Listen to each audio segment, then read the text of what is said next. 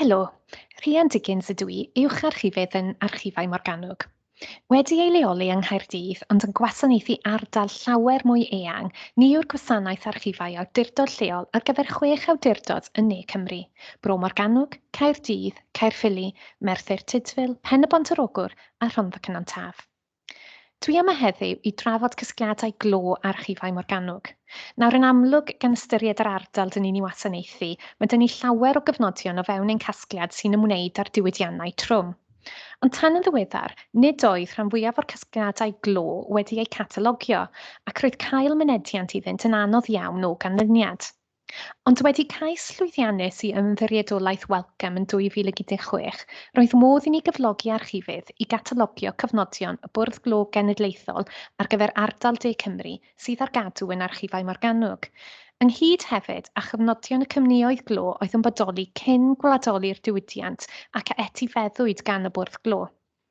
Mae'r cofnodion yn dyddio o dyddiau cynnar y diwydiant glo yn y 19fed ganrif hwyr, hyd at ei ddrywiad yn y 1980au a'r 90au. Nawr, bydd rhan fwyaf ohonoch dwi'n siŵr yn ymwybodol taw elusen ymchwil biofeddygol yw Ymddiriedolaeth Wellcome a sefydlwyd yn 1936 gyda chymunroddion gan y Pentefig Fferyllol Sir Henry Wellcome mwyn cefnogi ymchwil i wella iechyd pobl ac anifeiliaid. A mae'n debyg eich bod yn meddwl eich hun, pam felly byddai Wellcome yn cefnogi'r gwaith o catalogio cofnodion y Bwrdd Glo? Mae'r Ymddiriedolaeth wedi cyfrannu'n helaeth tuag at waith o fewn y dyniaethau gan gynnwys catalogio archifol, ac roedd casgliad y Bwrdd Glo sydd â deunydd sy'n ymwneud ag iechyd diwydiannol a darpariaeth gofal meddygol a nawdd cymdeithasol o fewn y diwydiant glo yn addas iawn ar gyfer y fath yma o grant. Wrth gwrs, mae'r casgliad yn cwmpasu cymaint mwy na'r themau yma'n unig, a heddiw dwi am roi crynodeb byr i chi o'r deunydd a all fod yn berthnasol i archeoleg diwylliannol. Ond cyn dechrau, hoffwn nodi nad archeolegydd ydw i, na hanesydd diwydiannol chwaith. Ond, fel archifydd, gallaf fod sicr eich helpu i ddarganfod eitemau o fewn ein casgliad a allai fod o ddefnydd i chi pan yn ymchwilio i'r maes yma. Nawr, fel y soniais, mae'r prosiect Gwaed Morgannwg yn cwmpasu cofnodion y greuwyd cyn ac wedi gweladoli'r diwydiant glo. Daeth y diwydiant glo dan ofal y Bwrdd Glo Cenedlaethol, yr NCB, yn Ionawr 1947. Cyn y dyddiad yma, roedd glofeydd yn fusnesau preifat, ac yn ne Cymru fe'i rheolwyd gan gwmnïau megis Powell Duffryn, Ocean Coal a United National Collieries. Mae mapiau fel yr un yma, sy'n dyddio o'r 1920au, yn dangos lleoliad glofeydd unigol a manylion perchnogaeth cyn gladoli. Un o dasgau allweddol y prosiect catalogio oedd bwrw ati i ddelio â'r casgliad cynlluniau. Gyda dros 8,000 o gynlluniau, gan gynnwys rhai sy'n ymwneud â lefelydd glo tanddaearol, perchnogaeth tir ac adeiladau megis bathonau penpwll, mae'r casgliad yn un fawr ac un pwysig, a gellir ei ddefnyddio i ddangos helaethau'r gweithydd glo yn ne Cymru, gosodiad pyllau glo unigol a darpariaeth lles yn y maes glo. Mae gennym casgliad enfawr o gynlluniau sy'n dangos lefelydd glo tanddaearol a manylion tir feddiannaeth. Mae'r cynlluniau yma yn cynnig golwg yr arwydd y cad y diwydiant glo yn ne Cymru, trwy ddangos nifer y lefelydd tanddaearol ar hyd a lled y maes glo. Mae'n ambell achos, mae gennym dros 6 o gynlluniau ar gyfer yr un ardal. Byddai gosod nhw mewn haenau ar ben ei gilydd yn dangos pob un sem cafodd ei weithio yn yr ardal benodol yna. Maent hefyd yn cynnig darlun gweledol o le bu pobl yn gweithio. Mewn rhai achosion, mae'n ymddangos byddai glowyr yn cerdded milltiroedd dan ddaear mwyn cyrraedd y talcen glo. Weithiau, mae modd gweld bod lefelydd glo tudan tai ac adeiladau eraill, ac efallai byddai glôr yn gweithio union oddi tan y tŷ lle roedd ei wraig yn weithio i'ch ben. Ceir nodiadau ar lawer o'r cynlluniau o fanylion tirfeddiannaeth sy'n dangos pwy oedd y tirfeddianwyr o bwys ar y pryd a pha dir yn union roeddent yn berchen arni. Yn ogystal, mae rhai yn nodi datblygiad is-adeiledd rhwng dyddiadau cyhoeddi'r cynlluniau arolwg ordnans swyddogol, gyda nodiadau am dai newydd a rheilffyrdd wedi ei ychwanegu i'r cynlluniau. Mae rhan fwyaf yn dangos lefelydd sy'n dyddio o'r 4th ganrif ar 15 hwyr tan ganol yr 20fed ganrif. Mae cynlluniau adeiladau a ymddangosodd ar wyneb y glofeydd yn cynnwys nifer fawr o baddonau pen pwll, yn helpu ni i weld sut ddatblygodd cyfleusterau lles o fewn y diwydiant. O 1926 ymlaen, daeth cyllid o gronfa lles y glowyr i gefnogi rhaglen o adeiladu baddonau. O fewn casgliad y Bwrdd Glo, ceir gynlluniau sy'n ymwneud â'r baddonau a adeiladwyd dan nawdd y gronfa, hyd at rai a adeiladwyd neu addaswyd gan yr NCB wedi gwladoli yn 1947. Ac mae'r rhain yn hynod ddiddorol, gan ei bod yn dangos i ni adeiladau nad ydyd gan fwyaf yn bodoli mwyach. Gallwn weld yn fan hyn cynllun o baddonau penpwll glofa Fernhill. Nawr, dwi wedi ymweld â safle glofa Fernhill ac wrth edrych o gwmpas, bydde ddim syniad â chi o gwbl bod yr adeilad yma ac eraill o'i debyg eriod wedi bodoli. Mae ein cynlluniau felly o'r safbwynt yna yn adnodd ardderchog ac unigryw.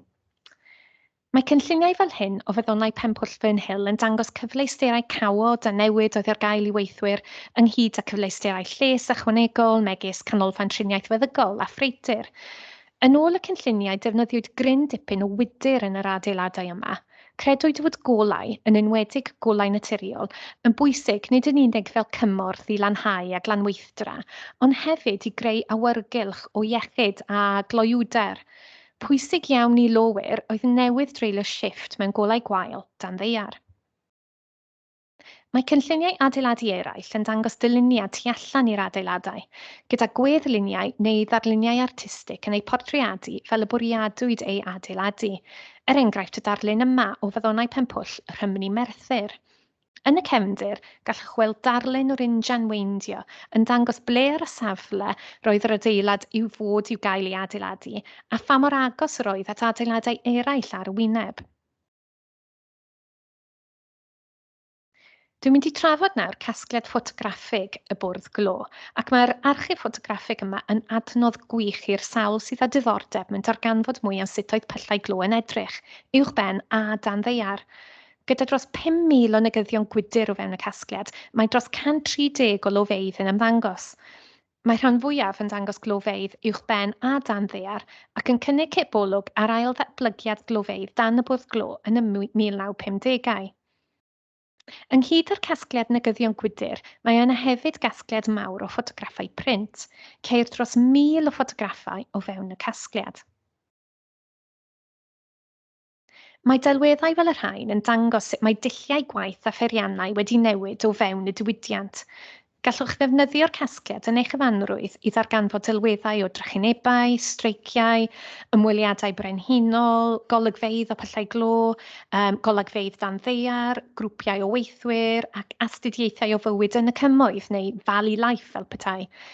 Mae yna hefyd gyfres fawr o ffotograffau sy'n olrhain ail adeiladu glofa rhif 2 ardal Maes Teg yn ystod y 1950au. Mae ambell albwm o luniau yn ymddangos o fewn y casgliad. Mae'r un yma yn eitha unigryw gan fod pob un tudalen wedi ei rhyngddalennu a darnau o bapur newydd o'r cyfnod. Felly, nid yn unig ydych chi'n gweld y lluniau anhygoel o'r glofa, ond hefyd mae modd ddysgu am beth oedd yn y newyddion pan dynwyd y lluniau. A gwelwn fan hyn llun o Cliff Richard yn hongian mab bws, dwi'n cymryd yn hysbysebu'r ffilm Summer Holiday. Mae'r albymau o lluniau o fewn y casgliad yn adnodd ardderchog. Ceir 11 cyfrol wedi hela at ei gilydd gan y Bwrdd Glo yn olrhain datblygiad glofa Nantgarw yn unig, ac un gyfrol yn ymwneud â gosod peirianwaith yng nglofa Bedwas rhwng 1960 a 1963. Mae'r un o Fedwas yn cynnwys 259 o ffotograffau o waith adeiladu a gosod offerweindio newydd a pheirianwaith eraill yng nglofa Bedwas Navigation ac yn cynnwys lluniau anhygoel o waelod y pwll. Trychineb Aberfan yw'r trychineb mwyaf tragic yn hanes maes glodre Cymru. Ar yr 11 o Hydref 1966, collodd 144 o bobl, 116 ohonynt yn blant, ei fywydau pan llithrodd tomen lo i lawr ar bentref Aberfan. Ar 6 o Hydref 1966, penodwyd tribwnlys i ymchwilio i achos ar amgylchiadau a arweiniodd at trychineb Aberfan. Eisteddodd y tribwnlys am 76 diwrnod, cyfwelwyd 136 o dystion, archwiliwyd 300 dangosyn, a wrandawyd ar 2,500,000 o eiriau. Ar gadw yn Archifau Morgannwg, mae dros 46 bocs o gofnodion tribiwnlys Aberfan, gan gynnwys rhediad cyfan o danysgrifiadau sy'n cofnodi trafodion pob diwrnod o'r tribiwnlys, a chwpïau o dystiolaeth a chyflwynwyd i'r tribiwnlys. Mae'r dystiolaeth yn cynnwys llyfrau log sy'n nodi negeseuon, digwyddiadau a weithredeg Bwrdd Glo yn dilyn llithro'r tomen ar fôr 11 o Hydref 1966 a dros y misoedd canlynol. Datganiadau tystion, ffotograffau awyr o'r safle, llythyrau ac adroddiadau gwyddonol a daearegol. Mae'r ffotograffau y gyflwynwyd fel tystiolaeth yn cynnwys rhai o'r pentref a'r tomenni glo cyn y drychineb. Dyma lun o Aberfan a dynnwyd o frig tomen rhif 7 ym 1961. Ynghyd â delwedd yn dangos y pentref gyda thomenni glo yn y cefndir a dynnwyd dyddiau yn unig cyn y trychineb ar yr 11 o Hydref 1966. Mae yna hefyd gasgliad mawr o dorion o bapurau newydd lleol a chenedlaethol sy'n sôn am y trychineb a'r tribiwnlys. Wedi'r trychineb, cyflwynwyd mesurau gan y Bwrdd Glo i reoli tomennau glo, a cheir papurau am y dulliau yma o fewn y casgliad. Mae'r dogfennau yma yn cynnwys catalog o domenni glo yr ardal. Wedi'r trychineb, cyflwynwyd mesurau gan y Bwrdd Glo i reoli tomennau glo, a cheir papurau am y dulliau yma o fewn y casgliad. Mae'r dogfennau yma yn cynnwys catalog o domenni glo yn ardal De Cymru, rhestr o domenni oedd yn bygwth adeiladau, gohebiaeth, adroddiadau a chyfres o gynlluniau yn ymwneud â thomenni o 1968 hyd at 1986. Pan gymerodd y Bwrdd Glo Cenedlaethol, yr NCB, ar awennau ym 1947, cychwynnwyd ar nifer o brosiectau mawr yn Cymru mwyn ehangu a gwella cynnyrch y glofeydd. Mae ffeiliau o fewn y casgliad yn dangos gwaith atgyweirio mawr i gysylltu glofeydd, cwm ac oedili yn ystod y 1950au a gwella'r ffyrnau golosg ar y safle. Gall ddod o hyd i adroddiadau ar prosiectau cyfalaf yma o fewn y casgliad, yn dangos lle wariwyd arian a pam. Mae ffeiliau eraill yn ymwneud â'r strategaeth ar gyfer maes glo De Cymru yn ystod y 1980au, gan gynnwys gohebiaeth, datganiadau i'r wasg a chyfnodion cyfarfodydd ynglŷn â dyfodol y diwydiant yn Cymru. Mae ffeiliau eraill yn ymwneud â'r strategaeth ar gyfer maes glo De Cymru yn ystod y 1980au, gan gynnwys gohebiaeth, datganiadau i'r wasg a chyfnodion cyfarfodydd ynglŷn â dyfodol y diwydiant yn Cymru. Mae'r taflenni am byllau glo a gyhoeddwyd gan y Bwrdd Glo yn y 1970au, fel yr un yma, yn dangos golygwedd bositif ar ddyfodol y diwydiant ac yn trafod buddsoddiad o 100 miliwn o bunnoedd y maes glo De Cymru.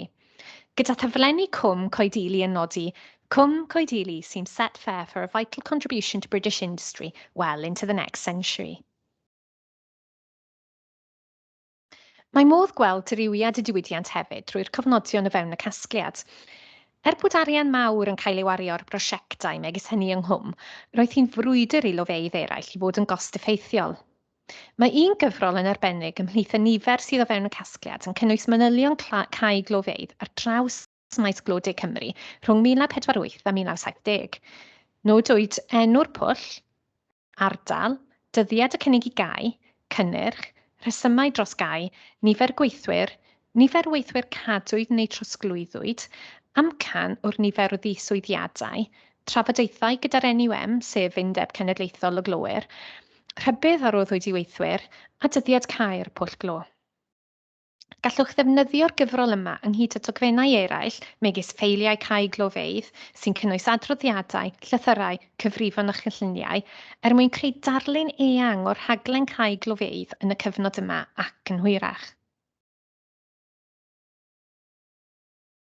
Yn ogystal â catalogio'r casgliad, gwnaeth yr arian o Ymddiriedolaeth Wellcome sicrhau ei bod hi'n bosib i ni gyflogi atgyweirio'r prosiect.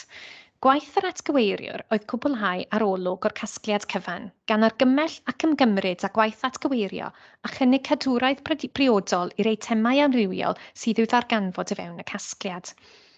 Dwi'n siŵr gallwch ddychmygu'r cyflwr ar rhai o'r gofnodion bu'n cael ei defnyddio'n ddyddiol o fewn weithle ddiwydiannol am gryn dipyn o amser.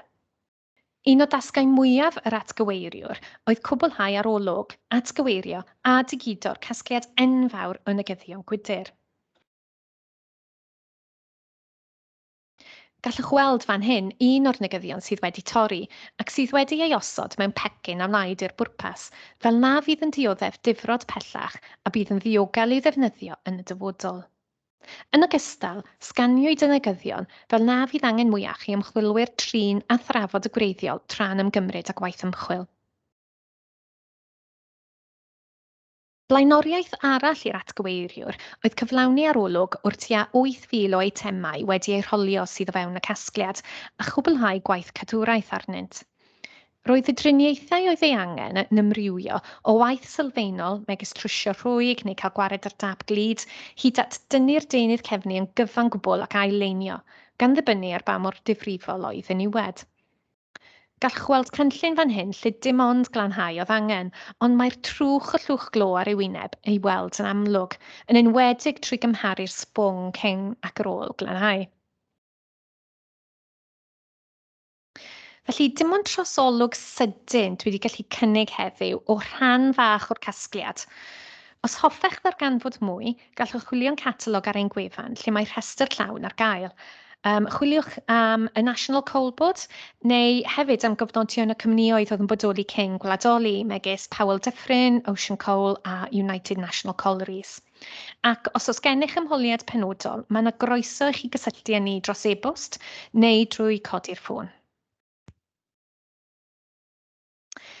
Rwy'n gobeithio eich bod chi wedi cael syniad o beth sydd ar gael o fewn Casgliadau Glo Archifau Morgannwg a gweld eu bod yn adnodd arbennig ar gyfer hanes maes Glo de Cymru, gyda nifer helaeth o'r eitemau ar gael yn ddiweddar am y tro cyntaf fel bod modd ei ddefnyddio o'r diwedd i'w llawn potensial.